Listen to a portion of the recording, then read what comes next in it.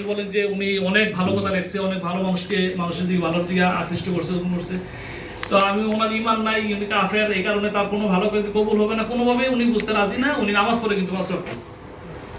তো উনি বলে কি রবীন্দ্রনাথ জান্নাতে যাবে, তাহলে কি করবেন? এখন হ্যাঁ, তার ইমান নিয়ে কোশ্চেন আছে। এটা সূরা নূহে আছে। ওয়াকালু লা তাযারুন্না ওয়াদাউ, আয়াত নাম্বার বলতে পারতেছি না। এই সূরা নূহটা ছোট সূরা, তো এর মধ্যে ওই আয়াতটা পাবেন। ওই আয়াতের ব্যাখ্যায় তা আব্দুল্লাহ ইবনে আব্বাস রাদিয়াল্লাহু আনহু থেকে বর্ণিত সহিহ বুখারীর হাদিসে রাসূলুল্লাহ সাল্লাল্লাহু আলাইহি ওয়াসাল্লাম এই মূর্তি পূজার ইতিহাস উল্লেখ করেছেন সূরা নূহ থেকে। আচ্ছা, তাহলে 3 নাম্বার যে পয়েন্টটা, সেটা কি বললাম, যে পৃথিবীতে পাঠানো সর্বপ্রথম মানুষজন কিসের উপর প্রতিষ্ঠিত ছিলেন? ইসলামের উপর, সত্যের উপর, সত্যের আলো, সত্য বা নূরের হেদায়েতের উপর। এটা আমাদের মনে রাখতে হবে, তাহলে অনেক সংকট কেটে যাবে। 4 নাম্বার হচ্ছে আল্লাহ তাআলা মানুষকে সত্য গ্রহণ করতে বাধ্য করেন নাই। খেয়াল করবেন কিন্তু প্রত্যেকটা পয়েন্টের মধ্যে মাওলানা মুহাম্মদ রহমাতুল্লাহ দূরদৃষ্টি সম্পন্ন লোক ছিল। আল্লাহ তাআলা তাকে অনেক জ্ঞান দিয়েছেন। আল্লাহ তাআলা মানুষকে, আপনি কোরআন যখন পড়তে যাবেন তখন আপনার মনে প্রশ্ন থাকবে যে আল্লাহ তাআলা এত কিছু বুঝায় কি করতে, ঘুরায় ফিরায় এইভাবে সেভাবে, আখিরাত বোঝানোর জন্য এত আয়াত, পরকাল জান্নাত বোঝানোর জন্য এই আয়াত, জাহান্নাম বোঝানোর জন্য এইভাবে। কারণ কি? আল্লাহ তাআলা সত্য গ্রহণ করতে কাউকে বাধ্য করেননি। সত্য গ্রহণ করা না করা দুইটারে কি দিয়েছেন? এখতিয়ার দিয়েছেন। 5 নাম্বার, আল্লাহ তাআলা অসংখ্য নবী এবং রাসূল প্রেরণ করেছেন। এটাও মনে রাখতে হবে, অসংখ্য নবী রাসূল কি করেছেন? পাঠিয়েছেন। 6 নাম্বার, শেষ নবী মুহাম্মদ সাল্লাল্লাহু আলাইহি সাল্লাম। এই কয়েকটা পয়েন্ট, এগুলো যদি আমি বিশ্বাস করি, লালন করি, অনুধাবন করে কোরআন পড়া শুরু করি, তাহলে কোরআন পড়তে গিয়ে প্রথমেই ধাক্কায় যে সংকটের মধ্যে পড়ার কথা, সেই সংকটের মধ্যে আমি পড়বো না। তাহলে বলেন তো দেখি, 1 নম্বরে কি লিখছেন? এই জায়গায় সংকট উত্তরণের উপায়, এখানে 1 নম্বরে কি? সবাই তো বলতেছেন না, 1 নম্বর বলেন সবাই একসাথে। মানুষ আল্লাহর স্বাধীন প্রতিনিধি। এটা টিএস তো, মানে টিসি, পড়াশোনার জায়গা, এই জন্য একটু পড়াশোনা করতে তো আমাদের সমস্যা নেই ইনশাল্লাহ। জি, 1 নাম্বার। 2 নাম্বার। 3 নাম্বার, পৃথিবীতে আদম হাওয়া আমরা জানি, বলা লাগবে না। আচ্ছা, 3 নাম্বার বাধ্য করে, 4 নাম্বার, সরি 4 নাম্বার বাধ্য করেননি, পাঠিয়েছেন। 6 নাম্বার, হ্যাঁ জি, পিছনের বাইরে কি আমাদের সাথে আছেন তো ইনশাআল্লাহ নাকি? মাশাআল্লাহ জি। হ্যাঁ, সামনে আমি ওই 1 2 3 নাম্বার পিলারের পরে যারা আছেন তারা বলবেন সামনের প্রশ্নটা যখন জিজ্ঞাসা করব ইনশাআল্লাহ। জি, ঠিক আছে তো নাকি? এবার আমরা সামনে যাচ্ছি। ক শেষ, পাঠকের সংকট, এই পয়েন্ট শেষ। সংকট বললাম, সংকটের কারণ বললাম, সংকট থেকে উত্তরণের উপায় বলা হোক। এবার খ হচ্ছে মানে মূল পয়েন্ট।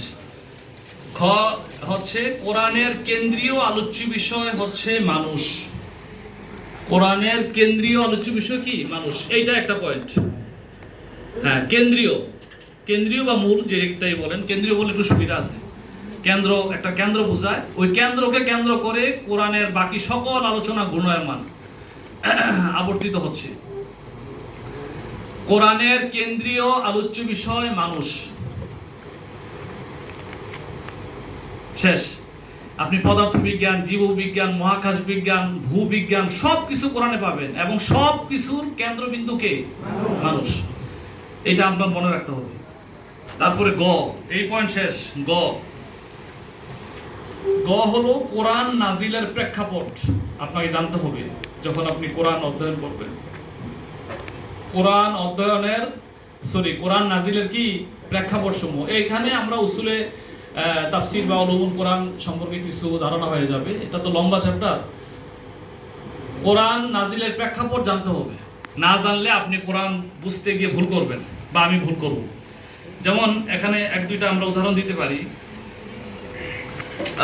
সূরা বাকারার 195 নম্বর আয়াত, ওয়ানফিকু ফি সাবিলিল্লাহি ওয়া লা তুলকু বিআইদিকুম ইলা তাহলুকা। 1 2 3 এই 3 নম্বর পিলারের পিছনের ভাইরা বলবেন সূরা বাকারার কয় নম্বর আয়াত? আপনারা বলছি না ভাই।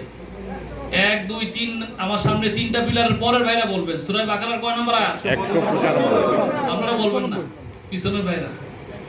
কত নাম্বার? 195। ঠিক আছে। কোন সূরা? সূরা বাকারা। এবার ঠিক আছে। আল্লাহ তাআলা বলছেন যে তোমরা নিজেদেরকে ধ্বংসের দিকে নিক্ষেপ করো না। নিজেকে নিজে ধ্বংসের দিকে কি করো না? নিক্ষেপ করো না। এর আগে এই আয়াতটা শুরু হচ্ছে ওয়ানফিকু ফি সাবিলিল্লাহ, তোমরা আল্লাহর পথে খরচ করতে থাকো, ব্যয় করতে থাকো এবং নিজেদেরকে ধ্বংসের দিকে নিক্ষেপ করো না। এই আয়াত এর ব্যাখ্যার ব্যাপারে রাসূলের সাহাবীদের মধ্য থেকে কেউ ভুল করে ফেলেছেন এবং তাবিনদের মধ্যে অনেকেই। সেটা কি? হযরতে ওমর রাদিয়াল্লাহু আনহুর সময়ে রোম সাম্রাজ্যের সাথে মুসলমানদের একটা যুদ্ধ হয়েছিল। অনেক যুদ্ধ তো হয়েছে, এর মধ্যে একটা যুদ্ধ, বড় যুদ্ধ রোমান বাহিনীর সাথে। এই যুদ্ধে সামনাসামনি যুদ্ধ তো হতো তখন। রোমান বাহিনীর সামনে মুসলমানরা এক পাশে মুখোমুখি হবে, যুদ্ধ লাগবে, ঘোষণা হবে একবারে চূড়ান্ত মুহূর্তে। এমন সময় মুসলমানদের পক্ষ থেকে একজন তরুণ মুজাহিদ, সে ঘোষণা হওয়ার আগেই বা ঘোষণা হওয়ার সাথে সাথে একসাথে সবাই যাওয়ার কথা, সে তার জেহাদি চেতনা উদ্বুদ্ধ হয়ে সে একাই দৌড়ে আর কাফেরদের বা রোমানদের বাহিনীর ভিতরে ঢুকে গিয়ে আক্রমণ শুরু করেছে। তখন যারা পিছনে মুসলিম বাহিনী বাকিরা আছেন তারা নিজেরা এই আয়াত বলতেছে যে আল্লাহ তো বলেছেন ওয়ালা তুলকু বিআইদিকুম ইলা তাহলুকা, এই ইমানদারগণ তোমরা নিজেদেরকে ধ্বংসের দিকে নিক্ষেপ করো না। এই লোকটা তো নিজেকে নিজে ধ্বংসের মধ্যে ফেলে দিল। সে একা কেন গেল? সে একা যাওয়া তো মানে নিজেকে আত্মহত্যার শামিল কাজ করলো। আমরা সবাই যেতাম, এর মধ্যে কেউ আহত হতাম, কেউ শহীদ হতাম, এটা ভিন্ন বিষয় ছিল। সে নিজেকে ধ্বংসের দিকে নিক্ষেপ করলো, সে কোরআনের আয়াত তো লঙ্ঘন করলো। এই কথা অন্যান্য মুজাহিদরা বলছিলেন। সেই মুজাহিদদের মধ্যে রাসূলের বিখ্যাত সাহাবী আবু আইয়ুব আল আনসারী রাদিয়াল্লাহু আনহু উপস্থিত ছিলেন। সাহাবীর নাম কি? যে সাহাবীর বাড়িতে রাসূলুল্লাহ সাল্লাল্লাহু আলাইহি ওয়াসাল্লাম মদিনায় যাওয়ার পরে মেহমান হয়েছিলেন। মানে মসজিদে নববীর পাশে রাসূলের হুজরা তৈরি করার আগ পর্যন্ত প্রায় 2 মাস রাসূল মেহমান ছিলেন কার বাড়িতে? আনসারের বাড়িতে। সেই আনসারী সাহাবী রাসূলের ওই মুজাহিদ বাহিনীর সাথে ছিলেন। তখন ওই সাহাবী যারা নাকি এই আয়াতের ব্যাখ্যা করছিলেন যে এই সাহাবী তো বা ওই মুজাহিদ তো নিজেকে ধ্বংস করলো একা একা সামনে গিয়ে, বেশি জজবা দেখাইতে গিয়ে, তখন আবু আইয়ুব আনসারী তাদেরকে থামিয়ে দিলেন। থামিয়ে বললেন, থাম, চুপ করো, তোমরা এই আয়াতের ভুল ব্যাখ্যা করতেছো। বরং এই আয়াত যখন নাজিল হয়েছে তখন আমি উপস্থিত ছিলাম রাসূলের সামনে। সুবহানাল্লাহ। সেই ঘটনা কি?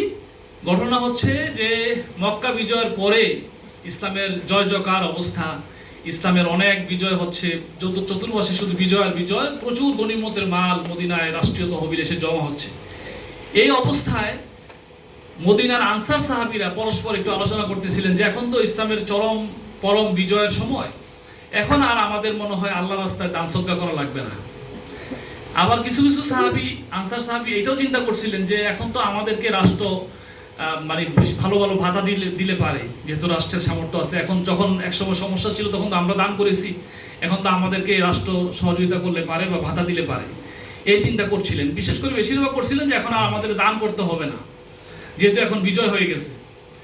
এই আলোচনা রাসূলের কানে গেল। তখন রাসূলুল্লাহ সাল্লামের কাছে এই আয়াত নাজিল হলো যে হে ঈমানদারগণ, বিজয় হোক আর না হোক, বিজয়ের আগে হোক আর পরে হোক, তোমরা আল্লাহর রাস্তায় অর্থ ব্যয় করতেই থাকো। আল্লাহর রাস্তায় অর্থ ব্যয় করা বন্ধ করে দেওয়ার মাধ্যমে তোমরা নিজেদেরকে ধ্বংসের দিকে নিক্ষেপ করো না। সুবহানাল্লাহ। তাহলে এই আয়াত নাজিল হলো কোন প্রেক্ষাপটে? অর্থাৎ বিজয় যখন হয়ে যাবে ইসলামের, তখন কি আল্লাহর পথে, জিহাদের পথে দান কি বন্ধ হবে নাকি অব্যাহত থাকবে? বন্ধ হওয়াটা নিজেকে কিসের শামিল? ধ্বংসের শামিল। এই প্রেক্ষাপটে আয়াত নাজিল হলো। আর ওইখানে মানে আয়াত যখন নাজিল হয়েছে তখন তো সব সাহাবীরা উপস্থিত ছিলেন না, আবু আইয়ুব আনসারী ছিলেন, আরো কিছু সাহাবী ছিলেন। এখন যারা ছিলেন না তারা এই আয়াতের ভুল ব্যাখ্যা করলেন কি, যে জেহাদি জজবা নিয়ে কাফেরদের সাথে মোকাবেলা করার সময় একা একা ঝাঁপাইয়ে পড়াটা নিজেকে আত্মহত্যা শামিল বলে ব্যাখ্যা করলেন। এই ব্যাখ্যাটা কি সঠিক নাকি ভুল? তো এই ভুল ব্যাখ্যাটা কেন করলেন? প্রেক্ষাপট না জানার কারণে। প্রেক্ষাপট, আয়াত নাজিলের প্রেক্ষাপট না জানার কারণে।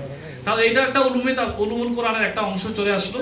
মাওলানা মোদি বলেছেন যে কোরআন বুঝতে হলে আপনাকে ওই আয়াতের নাজিলের প্রেক্ষাপট, এই কারণে দেখবেন তাফসীরুল কোরআনের প্রত্যেকটা সূরা বা বড় বড় সূরাগুলোর আয়াতগুলোর আগেও আয়াত নাজিলের প্রেক্ষাপট, শান নুজুল, সময়কাল এগুলো দেওয়া আছে নাকি নাই? আছে। এগুলো দরকার। এরপরে এটা হলো একটা জিনিস। তার পাশাপাশি প্রেক্ষাপট জানার পাশাপাশি এখানে উলুমুল কোরআনের আরেকটা বিষয় আমরা টাচ দিই, সেটা হলো আয়াতের নাসেখ মানসুখ। কি বললাম? নাসেখ অর্থ কি?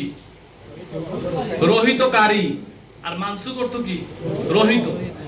রহিত, যে আয়াতটা রহিত হয়ে গেছে, মানে যেটার হুকুম রহিত হয়ে গেছে এটাও জানতে হবে, আর যেই আয়াতটা রহিতকারী কোনটা এটাও জানতে হবে। এখন বিধান সর্বশেষ লেটেস্ট বিধান কার্যকরী হবে কোনটা? যেটা রহিত হয়ে গেছে এটা, নাকি যে রহিত করেছে ওই আয়াতটা? যে আয়াতটা রহিতকারী নাসেখ যেটা, সেটার বিধান কার্যকরী হবে।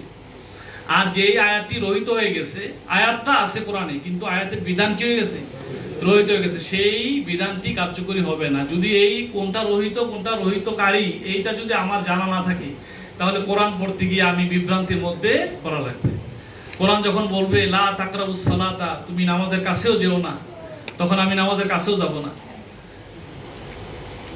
ওয়ান্তুম সুকারা, কি অবস্থায়? নেশাগ্রস্ত অবস্থায়। তাহলে বোঝা গেল নেশাগ্রস্ত অবস্থায় মদ খাওয়া, মানে নামাজের আগে মদ খাওয়া যাবে না, নামাজের পরে মদ খাওয়া যাবে। এই আয়াত দ্বারা কিন্তু সুস্পষ্টভাবে এটাই বোঝায়। কিন্তু হ্যাঁ, এটাই বোঝায় এবং এটাই ছিল আমল। কিন্তু পরবর্তীতে এই আয়াত রহিত হয়ে গেছে। তো সেই ধারাবাহিকতাটা কি এখানে একটু লেখা রাখলে পারেন যে মদ নিষিদ্ধ